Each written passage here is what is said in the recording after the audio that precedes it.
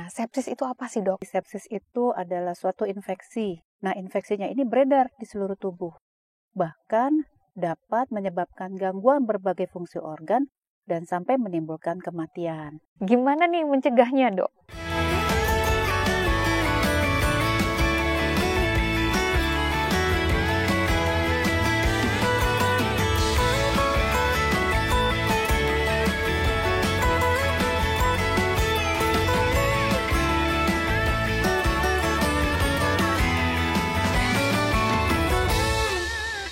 Assalamualaikum warahmatullahi wabarakatuh.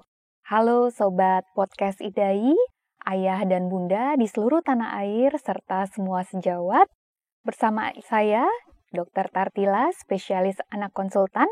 Kali ini akan berbincang-bincang dengan narasumber hebat yang sudah tidak asing lagi di Podcast IDAI, yaitu Dr. Iren, spesialis anak konsultan. Nah, topik kali ini mengangkat tentang yang sedang hangat nih diperbincangkan. Tepat di tanggal 13 September kemarin kita memperingati Hari Sepsis Sedunia. Nah, apa sih sepsis itu? Kemudian kenapa begitu penting? Kali ini saya sudah bersama tadi Dr. Iren, dan sebelumnya saya akan menyampaikan CV singkat beliau. Tapi sebelumnya saya sapa dulu Dr. Iren. Selamat siang Dr. Iren. Selamat siang Dr. Tartila. Halo Sobat Podcast IDAI. Halo Dok. Jadi Dok, kita akan mengangkat topik ini adalah Early Warning Sign of Pediatric Sepsis atau gejala dan tanda awal dari sepsis pada anak. Baik, ini adalah saya bacakan terlebih dahulu CV singkat dari Dr. Iren, Dok. Mohon izin ya. Dr. Iren ini sebelumnya menamatkan pendidikan dokter umum, dokter spesialis anak konsultan emergensi rawat intensif anak, serta program doktoral semua di Fakultas Kedokteran Universitas Indonesia. Dan saat ini beliau adalah staf di Divisi Emergensi dan Rawat Intensif Anak, Fakultas Kedokteran Universitas Indonesia, Rumah Sakit Cipto Mangunkusumo. Dan saat ini beliau juga menjabat sebagai sekretaris dari UKK, Emergensi dan Rawat Intensif Anak, IDAI, sampai sekarang. Nah, baik. Mungkin kita tanpa berlama-lama lagi nih, Dok. Pasti Sobat IDAI ingin tahu nih sebenarnya, sepsis itu apa sih, Dok? Bisa Ya, baik Dr. Tartila. Jadi sepsis itu adalah suatu infeksi. Kalau kita sebut infeksi itu bisa penyebabnya macam-macam Dr. Tartila. Bisa bakteri, bisa virus, bisa jamur. Nah, infeksinya ini beredar di seluruh tubuh. Bahkan dapat menyebabkan gangguan berbagai fungsi organ dan sampai menimbulkan kematian. Demikian, Dr. Tartila. Baik. Jadi, Sobat IDAI semua sudah tahu ya, tadi sepsis awalnya adalah kuncinya pertama adalah infeksi ya, Dr. Iren. Betul. Infeksi bisa bermacam-macam. Tadi sebagaimana yang disebutkan Dr. Iren. Nah, pertanyaan berikutnya nih Dok, lalu kenapa seorang anak ini bisa terkena sepsis? Nah begini, ini perlu kita ketahui semua ya, kenapa sih seseorang bisa sakit, bisa kena infeksi? Itu sebetulnya ada 3 bagian besar yang penting. Yang pertama ada namanya host. Host itu adalah bagaimana kondisi tubuh si anak sendiri. Ya kita tahu ada anak yang sehat, ada anak yang memang sudah punya penyakit dasar tertentu, tentunya daya tahannya nggak seperti teman-temannya yang lain ya, nggak sesehat anak-anak yang lain. Kemudian agent itu artinya virus atau bakteri penyebab. Ada yang sangat ganas, ada yang mungkin tidak terlalu ganas ya, sehingga pada saat masuk daya tahan tubuh si anak ini bisa menghadapi bakteri atau virus tersebut. Tetapi kalau bakteri atau virusnya ganas, tentunya dia tidak mampu ya anak ini. Kemudian yang ketiga mengenai environment, yaitu lingkungan ya. Anak ini berada dalam lingkungan yang sangat mungkin terjadinya infeksi ya, misalnya lingkungan yang padat ya, atau memang dia tinggal di daerah yang sanitasinya kurang bersih, itu sangat mungkin terjadi infeksi yang bisa ujung-ujungnya menyebabkan sepsis juga, Dr. Tartila. Jadi 3 prinsip itu ya, Dr. Tartila, host, agent, dan environment, seperti itu. Baik, jelas sekali Dr. Iren. Jadi buat Sobat Podcast IDAI, kalau tadi highlightnya ada 3 ya, nggak segampang itu ya ternyata Dr. Iren ya. Jadi tergantung dari host atau anaknya sendiri, kemudian agentnya ya tadi ya, sama lingkungan. Baik, nah dok, lalu tadi mungkin ada pertanyaan juga nih dok, faktor-faktor apa saja sih yang bisa menyebabkan anak itu pada akhirnya jatuh ke kondisi sepsis? Tadi kan ceritanya infeksi aja nih Iya, gitu. betul, Kok betul. bisa jadi sepsis Iya. gitu dok? Jadi gini Dokter Tartila, perlu dipahami oleh semua orang tua ya, terutama sobat podcast IDAI ya, bahwa seorang anak untuk tumbuh kembang dengan baik ya, dia perlu asah, asih, dan asuh tentunya ya. Nah, terutama dari sisi satu, daya tahannya harus bagus. Dan untuk mencapai itu tentunya pemerintah juga punya program tertentu ya, salah satunya vaksinasi Dokter Tartila. Jadi jangan ragu-ragu untuk membawa anak kita untuk dilakukan imunisasi ya, vaksinasi. Kemudian faktor resiko yang kedua misalnya nutrisi ya Dokter Tartila. Nutrisinya tidak terlalu baik ya, sehingga nutrisi ini kan sedikit banyak berperan dalam sistem imunitas tubuh. Nah, itu anaknya juga jadi lebih rentan untuk sakit kalau dia tidak bisa memenuhi nutrisinya dengan baik.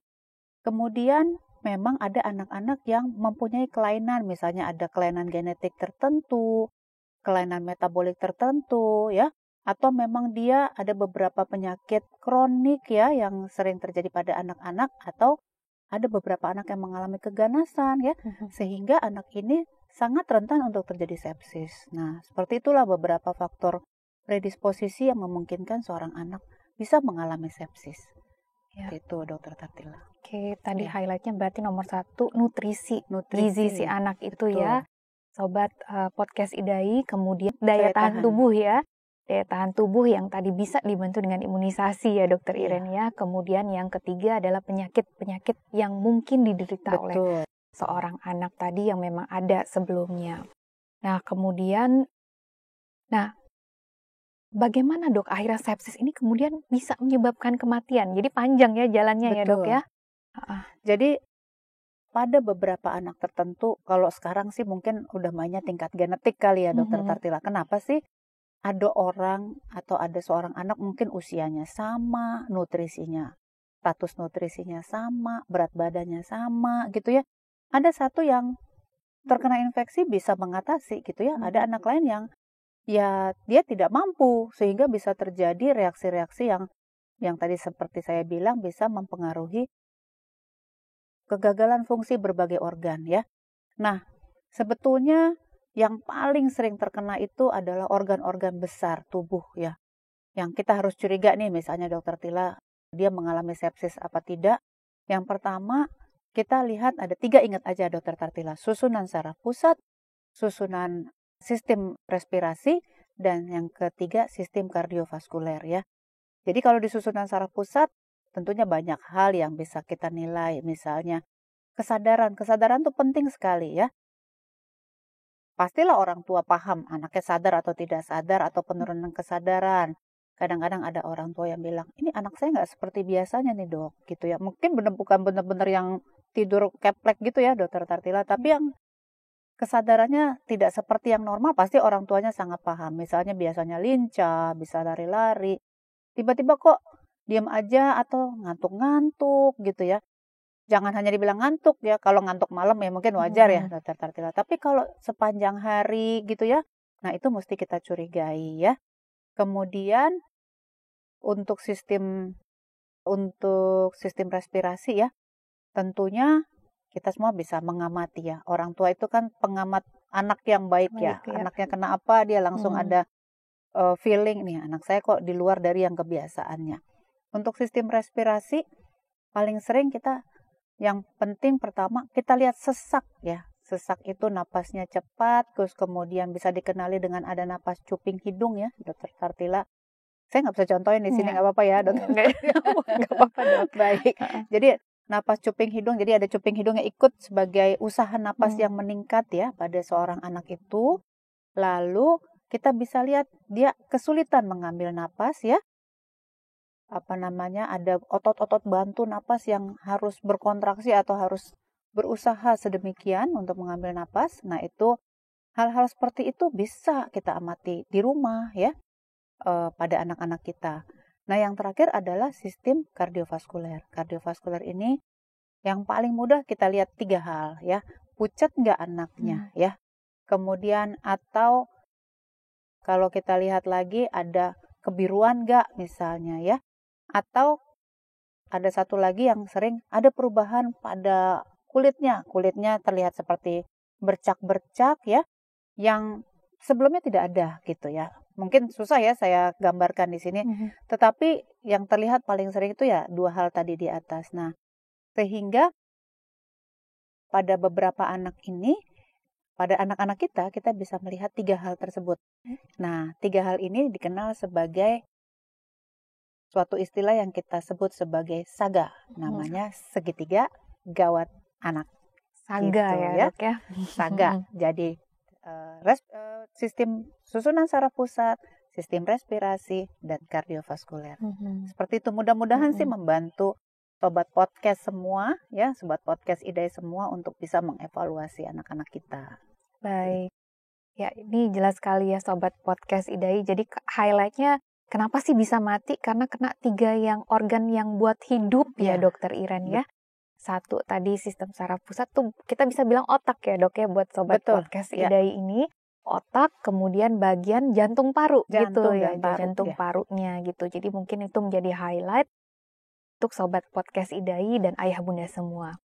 Nah, Dok, tadi highlight-nya tadi satu persatu dokter sudah menjelaskan ya, Dok ya. Dari yang otak ini apa, kemudian jantung paru itu apa. Nah, mungkin dari tadi yang tanda bahaya tadi sudah ya, Dok ya, apa yang mesti diwaspadai.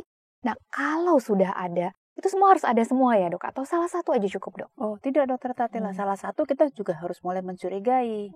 Ya, karena ingat, makin kita lambat mengenali tanda sepsis ini, resiko kematiannya besar.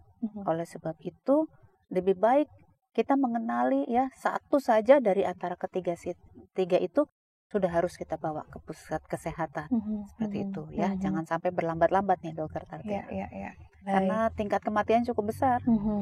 Ya, baik. Jadi ingat ya, sobat podcast IDAI, ayah bunda semua, satu saja dari apa yang tadi disampaikan Dokter Iren, itu sudah waspada, itu merupakan suatu tanda bahaya. Satu aja, apalagi dapat semua ya, Dok ya. Jadi jangan ditunda, bawa segera ya, Dok ya. Seperti itu. Nah, kemudian kalau gitu, nah sesudah spesifik apa sih, Dok, ketika orang tua dapat itu bawa segera, tapi sebelum dia bawa segera nih, Dok, ada nggak misalnya yang bisa dia kerjakan di rumah, atau ada hal-hal apa saja yang bisa dikerjakan sebelum itu? Iya, baik. Kalau misalnya menimbulkan tanda seperti itu ya, misalnya nih, kalau saran saya kan tetap harus dibawa ya, Dokter Tatila.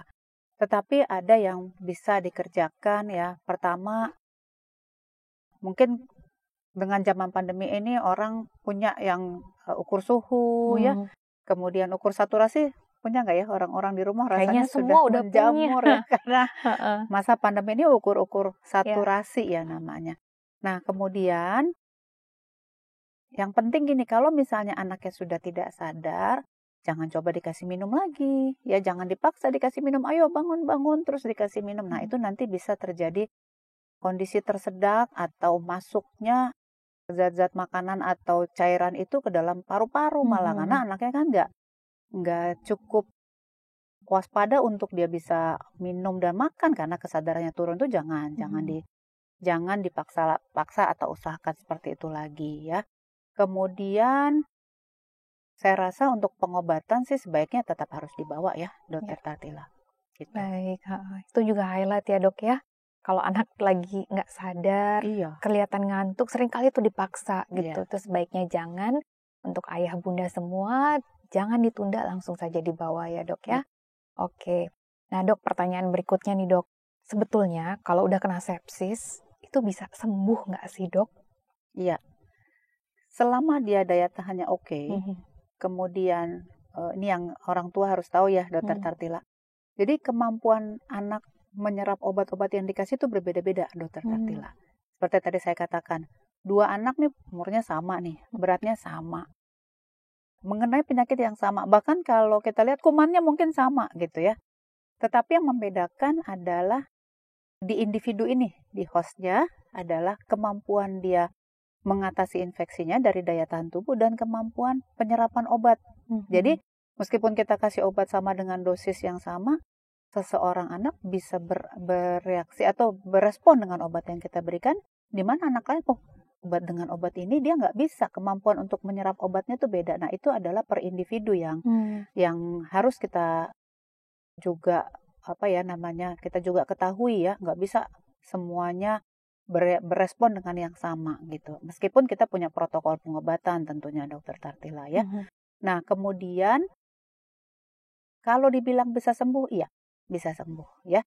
Selama itu tadi kemampuan anak untuk menyerap obatnya baik, kemudian dia ditangani dan ditata laksana secara awal, tidak dibawa dalam kondisi yang lanjut atau yang sudah ketiganya tadi udah penurunan kesadaran, sesak, anaknya pucat. Nah, itu sudah terlambat. Nah, rasanya untuk yang seperti itu mungkin kalau kita buat secara prognosis, kita punya ada scoring ya, Dokter Tartila. Mungkin prognosisnya sudah tidak terlalu bagus. Tapi selama yang tadi bisa kita jalankan, ya insya Allah bisa dikerjain ya semuanya, Dokter Tartila. Ya. Jadi kalau begitu kuncinya kenali awal ya dok. Betul. Ya? Untuk sobat podcast IDAI, kenali awal, dengan lebih mengenali awal tadi, maka harapannya juga jauh lebih besar tadi ya dok ya. Dan ini ayah bunda seringkali nih saling cerita, anak saya dikasih obat ini mempan kok gitu. Tadi makanya ternyata setiap anak itu punya respons yang berbeda-beda ya Dokter Iren ya gitu. Tidak bisa kita samakan satu anak dengan yang lain gitu. Oke. Nah dok, berikutnya nih. Sekarang udah tahu nih kan sepsis itu apa, kemudian tanda bahayanya apa yang mesti dikerjakan. Balik lagi, nggak mau kan sampai situ ya bunda ya. Nggak mau ya. Sekarang gimana nih mencegahnya dok? Supaya jangan kena gitu. Ya. Berdasarkan panduan sepsis internasional, karena kemarin juga kita baru merayakan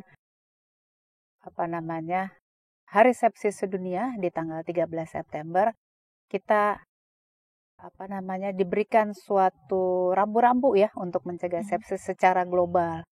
Yang pertama, jangan lupa vaksinasi, karena itu tadi membuat daya tahan tubuhnya lebih oke ya. Yang kedua, sanitasi air bersih ya. Air bersih itu penting ya, para sobat podcast IDAI ya. Bukan dianggap suatu hal yang sepele. Jadi itu yang kedua. Yang ketiga, nah ini yang sudah sangat sering didengung-dengungkan, cuci tangan Dokter Tartila. Bukan hanya sekedar ujung-ujung jari dicuci-cuci ya.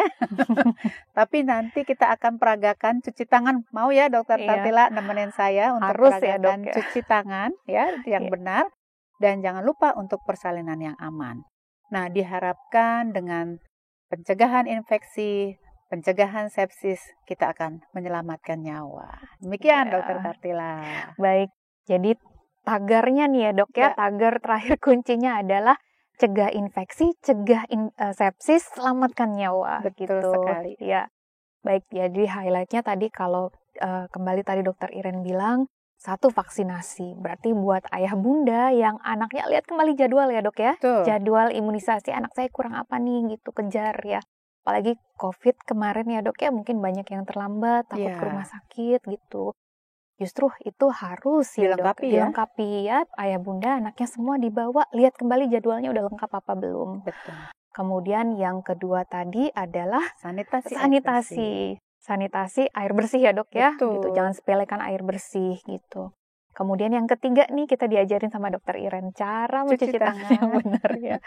Dok, ini penting nih dok, dari biar ayah bunda nanti mengajarkan ke anak dan anaknya semua hidup bersih dan bisa tahu cara cuci tangan yang benar gitu. Betul. Baik, dan persalinan yang aman ya Dokter Iren ya. Persalinan yang aman itu harus ke fasilitas kesehatan ya dok. Ya, dia kontrol, bisa jadi fasilitas kesehatan tingkat primer atau dengan ibu bidan ya.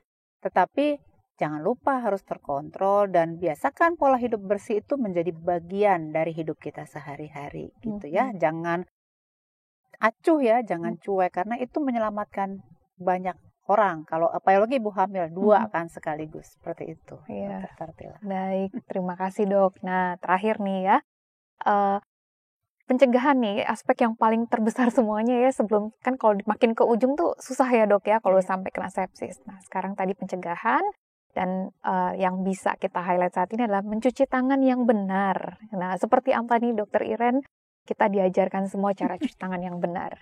Ya, prinsip cuci tangan kita bedakan menjadi dua. Kadang-kadang kita kan nggak bisa mendapatkan atau menemukan air mengalir ya, Dokter Tartila. Tetapi bila sobat podcast ada bisa mencuci tangan di air yang mengalir, itu kira-kira 60 detik waktunya, Dokter Tartila. 60 detik ya, itu seluruh menit, ya? langkahnya. Tetapi kalau misalnya kita hanya pakai hand sanitizer yang suka kita bawa sama-sama, rasanya sekarang kalau nggak bawa hand sanitizer jadi ada yang kurang ya. Ya, betul nggak Dokter Tartila? Betul. Jadi kita pakai hand sanitizer itu sekitar 40 detik. Nah, ada 6 langkah yang berdasarkan data di dunia itu kalau dihitung mulai dari ngambil airnya sampai ngelapnya itu 12 jadi sesungguhnya ya. Tetapi di sini saya nggak usah ngajarin sampai yang, karena di sini juga nggak ada keran ya, Dokter Tartila. Nggak ada keran ya. Jadi kita sama-sama pakai hand sanitizer di sini sudah kita siapkan ya. Mari kita sama-sama melakukannya. Saya boleh ikut ya? Boleh dong, ya. Kita mulai ya. Oke. Yang pertama, langkah pertama kita hitung 1, 2, 3, 4.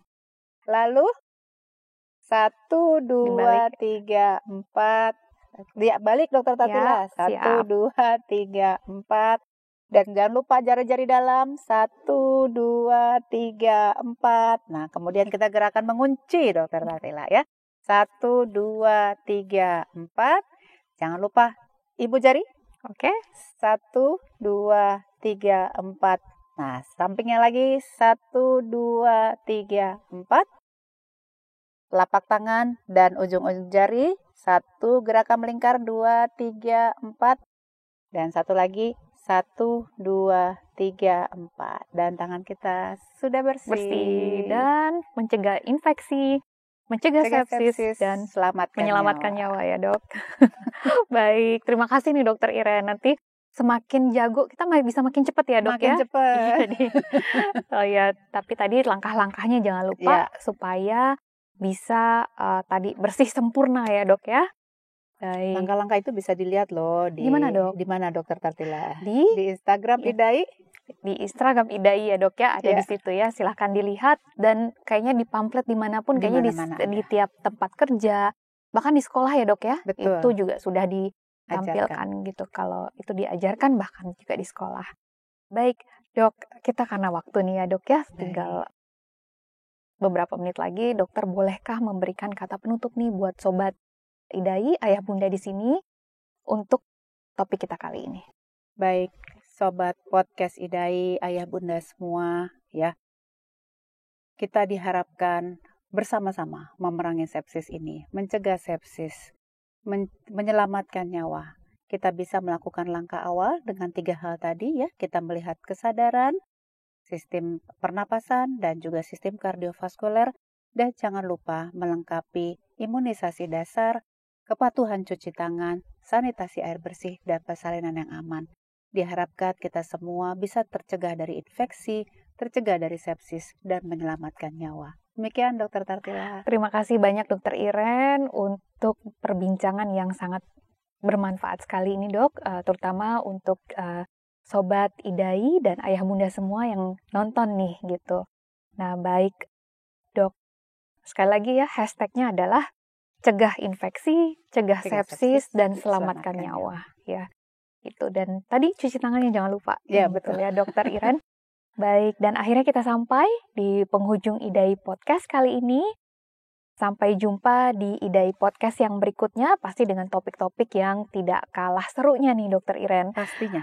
Ya, dan juga dihadirkan juga pakar-pakar untuk memberikan informasi akurat seputar kesehatan anak. Baik, dan jangan lupa like, share, dan subscribe akun YouTube IDAI_TV, dan dengarkan juga podcast IDAI di Spotify IDAI Podcast. Akhir kata, Assalamualaikum warahmatullahi wabarakatuh. Sampai jumpa sobat podcast IDAI, ayah bunda dan sejawat semua. Terima kasih. Terima kasih banyak ya Dokter Iren. Dokter Tila.